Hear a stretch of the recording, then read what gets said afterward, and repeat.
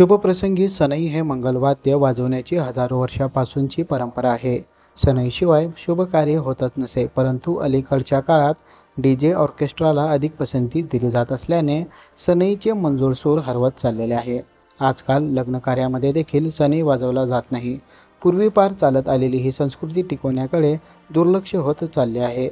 पण मोहोळ तालुक्यातील ढोकबाबळगाव येथे राहणारे भगवान साळवे यांनी सनई वाजवण्याची प्रथा अजूनही टिकून ठेवली आहे.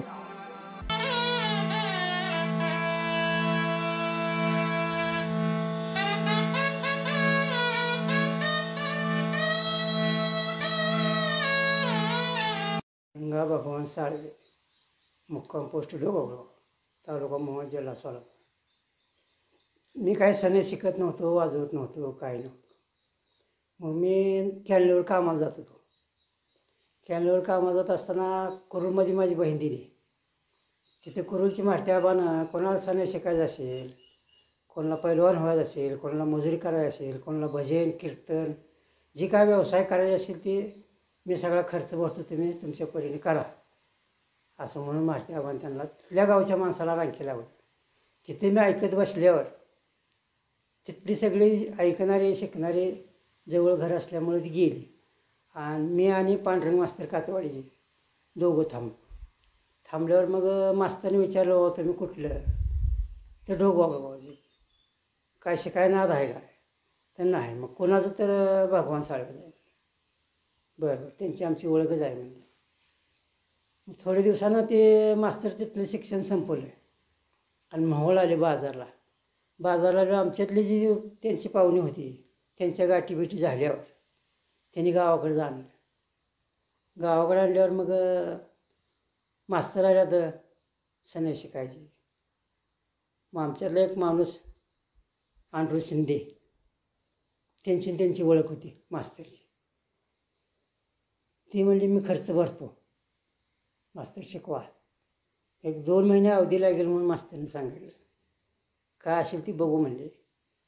मग आमची जी काय साळवे कंपनी भाड्यातली आणि गाव ह्यांनी मिळूनसाठी शिका म्हणून सांगितल्यावर मोलमजुरी काय खर्च असेल ते शिंद्याने दिली. आणि आमची जी काय समाज होता ती त्यांना गोडी लागली, बाबा आपला वाज तरी गेलेला आहे, त्यामुळं आपला वाज तयार करायचा आहे म्हणून सगळे साथ दिली. आणि ती थोडं शिकत शिकलो पुरा. मग अजून सोलापूरला गेलो आणि त्यावेळेला तिथं ऐकत असताना ती म्हणली, माझ्याकडे काम आहे, तुला सुंदरी शिकवतो आणि काम बी देतो. मग आलो आणि माझे काय चुलत भाऊ काय पाहुणे घेऊन मी ते 4 माणसं घेऊन गेलो. फिरीचं काम करत सिद्धराम जातो, आता ही हेडिंग तुम्ही लिहा.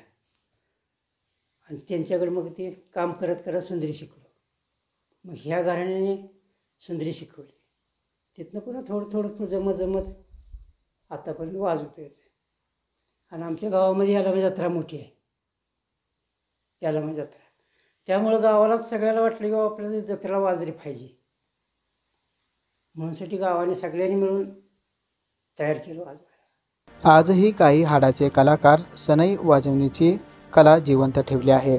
हा वारसा उत्तमरित्या सांभाळत आहे. मात्र काम मिळत नसल्याने या क्षेत्रातील कलाकारांना मिळेल ते काम करून उपजीविका करावी लागत आहे. सनईपेक्षा आजकाल तरुणांना जोरदार गाणी, डीजे सिस्टम, इतर वाद्य आवडतात. सनई ऐकणे म्हणजे कमीपणाचे लक्षण किंवा मागासलेपणाचे लक्षण असा समज होत आहे. हा व्यवसाय बंद झाला तर हजारो कलाकारांचा रोजगार बुडणार आहे. त्यामुळे संस्कृती टिकवण्यासाठी सनई वादकास शुभ कार्यात संधी देणे आवश्यक आहे. Irfan Patel, news 18 local, Solapur.